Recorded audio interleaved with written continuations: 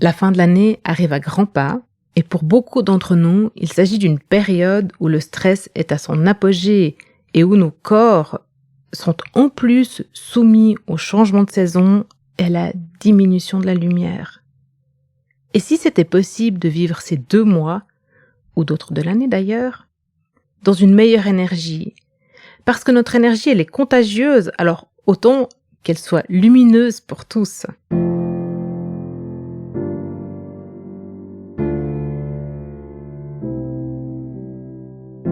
Quel leader serais-tu si tu t'autorisais à exprimer ce qui te tient vraiment à cœur? Quelle entreprise dirigerais-tu si sa raison d'être était alignée à celle d'un monde où l'écologie intérieure est aussi importante que l'écologie extérieure? Bienvenue dans Vivre son cœur business, le podcast qui t'aide à remettre du cœur, du sens et de la joie dans ta vie de leader.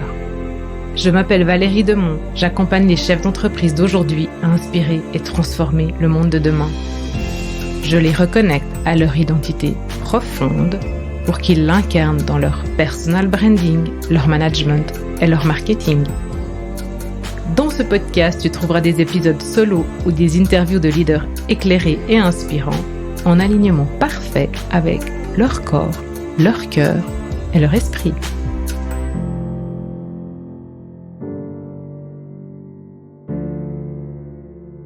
On arrive dans la saison où le vivant ralentit pour se mettre en veille et se régénérer. Et notre corps n'y est pas insensible. Si souvent on peut s'inspirer de la nature pour vivre notre écologie personnelle au mieux, notre corps, notre vie à nous, aujourd'hui, elle est quand même bien différente de la nature.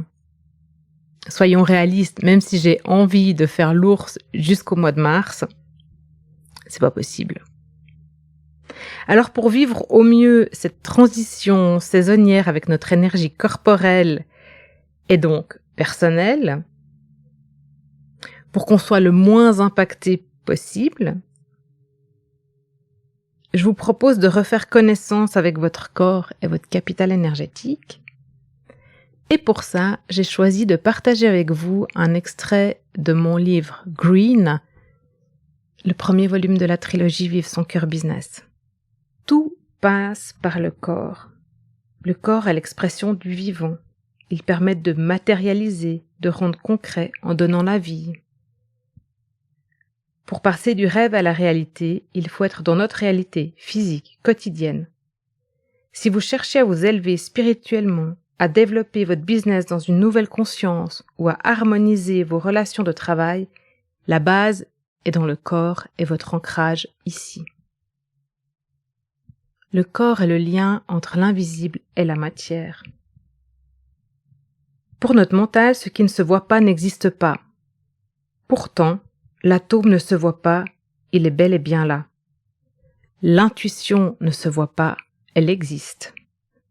Les idées proviennent de l'invisible, du vide, de la source, du tout, de votre intuition, de votre âme ou de votre esprit.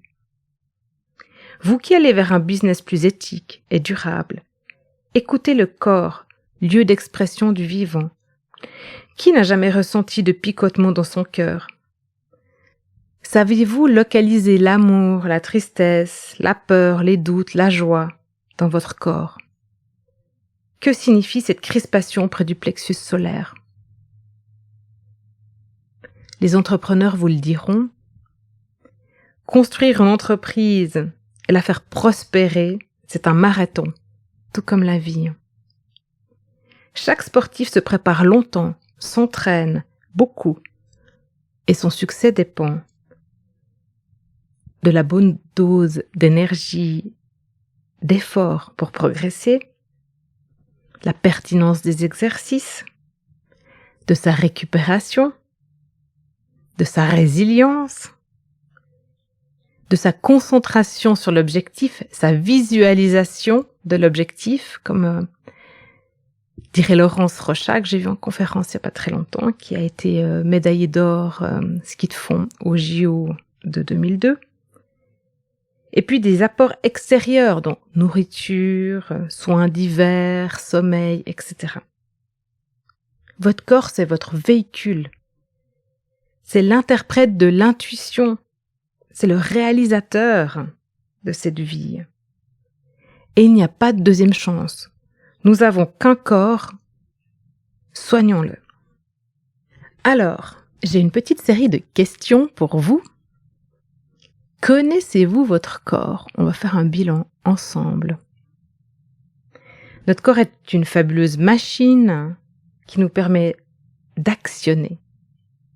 Trop souvent, nous avons tendance à ne pas écouter notre corps, ne même pas le ressentir. Alors, je vous invite à faire le point dans votre journal ou ailleurs maintenant. Et puis, peut-être vous pourrez revenir dans quelques semaines sur ces questions aussi pour voir la différence. Qu'est-ce qui vous nourrit? Physiquement, intellectuellement, mentalement, émotionnellement, énergétiquement et spirituellement.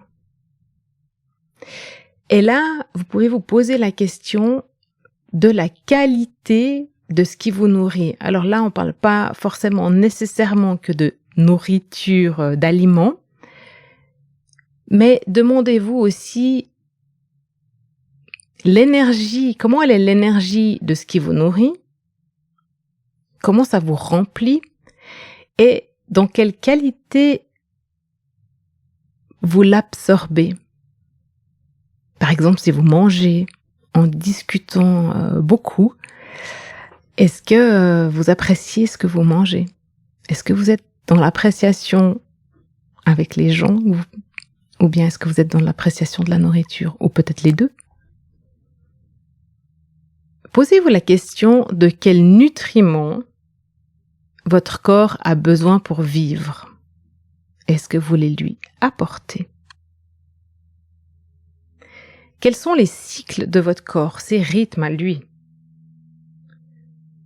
Quelles sont ses dépenses énergétiques, ses temps de repos et ses temps de revitalisation? Comment ça se passe dans vos journées, dans vos semaines, dans le mois, dans l'année? Les sensations, les douleurs, c'est des signes. Que signifie votre mal de dos, la peine à digérer, les tensions dans les épaules, les tendinites, la boule au ventre, la respiration qui s'accélère? Qu'est-ce que ça signifie pour vous? C'est des signes de quoi? Comment ça vous aide à prendre conscience de l'état dans lequel vous êtes et éventuellement du changement qu'il faut opérer? Est-ce que vous savez reconnaître vos émotions et où elles sont dans votre corps? Est-ce que vous savez les sentir? Comment est-ce que vous fonctionnez quand vous êtes en colère? Qu'est-ce que vous sentez dans votre corps quand vous êtes en colère? La chaleur qui monte, le pouls qui s'accélère.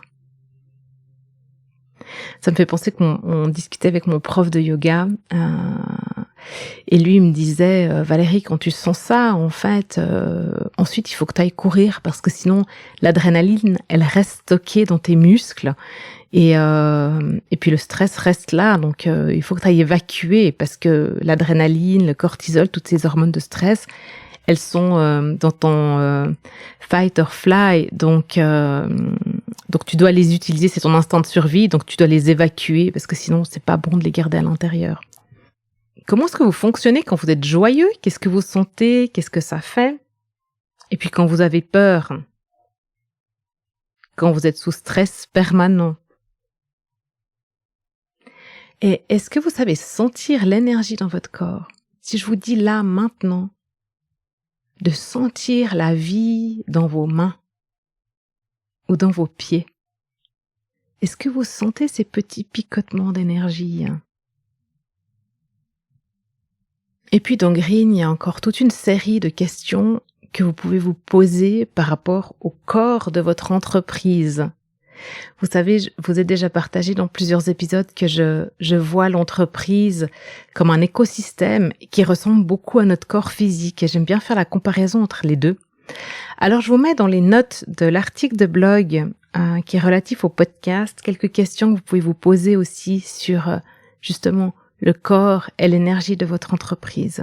Et puis, j'espère que les réflexions de cet épisode, elles vous permettront de mieux appréhender cette transition vers l'automne, l'hiver et cette dernière ligne droite jusqu'à la fin de l'année. Je vous invite à prendre du temps pour vous, des moments de vide pour vous ressourcer, à faire attention à votre nourriture, à pratiquer du sport, méditer, surtout respirer, ça c'est vraiment très très important, et dormir. Et puis si le cœur vous en dit, tous les mercredis matins à 7h jusqu'à 7h30 et ça jusqu'au 21 décembre, j'anime sur Zoom des méditations et peut-être qu'elles pourront vous faire du bien. Et moi je vous laisse avec cette citation de Deepak Chopra. Rien n'exerce plus de poids sur le corps que l'esprit. Quel est le pouvoir de votre esprit sur votre corps? Sur ce, je vous laisse vivre des merveilleux mois d'automne dans une belle énergie.